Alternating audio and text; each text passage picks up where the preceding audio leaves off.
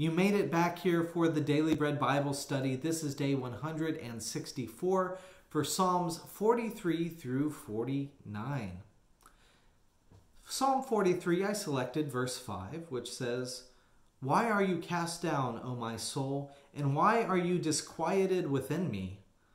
Hope in God, for I shall again praise him, my help and my God." When our minds talk to our hearts, right, this is kind of what we feel, right? The fight between our rational selves and our emotional selves, and our gut instincts that often are more tied with our emotions, and in a lot of ways with our faith.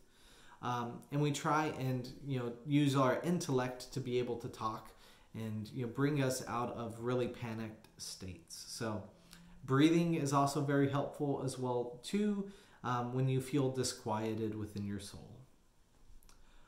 In Psalm 44, it's a maskil of the Korhites, so a maskil of David, again, the enlightened or wisdom instruction psalm.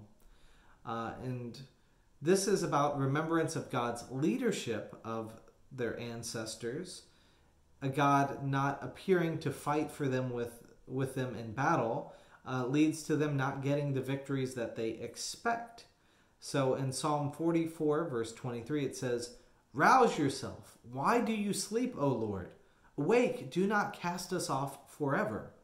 Why do you hide your face? Why do you forget our affliction and our oppression?"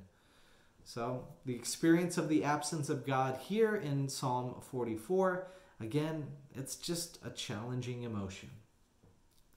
In Psalm 45, another maskil of the Korhites, maskil of David with the instructions and the psalm of instruction.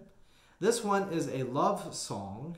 So in verse 4 it says, "In your majesty ride on victoriously for the cause of trust, for the cause of truth, and to defend the right. Let your right hand teach your dread deeds."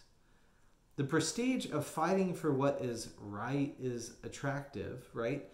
And the attractiveness of one who leads with power attuned to God. This is, all of that energy, that inspiration that comes with God's breath and life vitality being inside of you.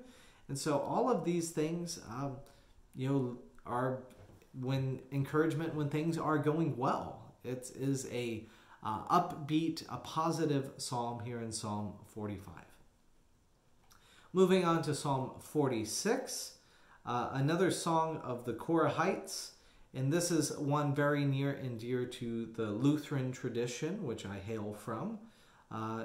We have the idea of a mighty fortress. One of the great hymns of the Reformation is based upon this psalm here. So in Psalm 46, verse 1 and 2, "God is our refuge and strength, a very present help in trouble. Therefore we will not fear." And all of this reassurance, this sense of God's strength and our dependence upon God and to be our shelter and our fortress, leads us in verse 10 of it to another famous part of the psalm saying, "Be still and know that I am God. I am exalted among the nations. I am exalted in the earth. The Lord of hosts is with us. The God of Jacob is our refuge." So I give thanks for all of the memories I have with this psalm. In Psalm 47, it's a psalm of the Korhites as well. In verse 8, it says, "God is king over the nations. God sits on his holy throne." This is a shift from the Psalms of David, right? Where you give your anointed victory, but instead it is praising God as the song was led by the high priest, right? God is the one who is king. God is the one who sits on the holy throne. It is not King David who sits on the throne, but it is ultimately God. In Psalm 48, another psalm of the Korhites, in verse 1, "Great is the Lord and greatly to be praised in the city of our God. His holy mountain, beautiful in elevation, is the joy of all the earth." So when I think of mountains, I especially think of the ways in which that there were high places, and Jerusalem being one of those places for the tribe of Judah. So this is really the love of God's nation of Israel and Judah, and a city of God's holy presence. That will also be called Mount Zion as well, but in a lot of ways, Jerusalem comes to mind here for me. In our last psalm for today, Psalm 48, another psalm of the Korahites, in verse 16, "Do not be afraid when someone becomes rich, when the wealth of their house increases. For when they die, they will carry nothing away. Their wealth will not go down after them." Now, this is a hard truth for us, right? You can't take it with you. How does this free us to be generous in this lifetime is the really big question, right?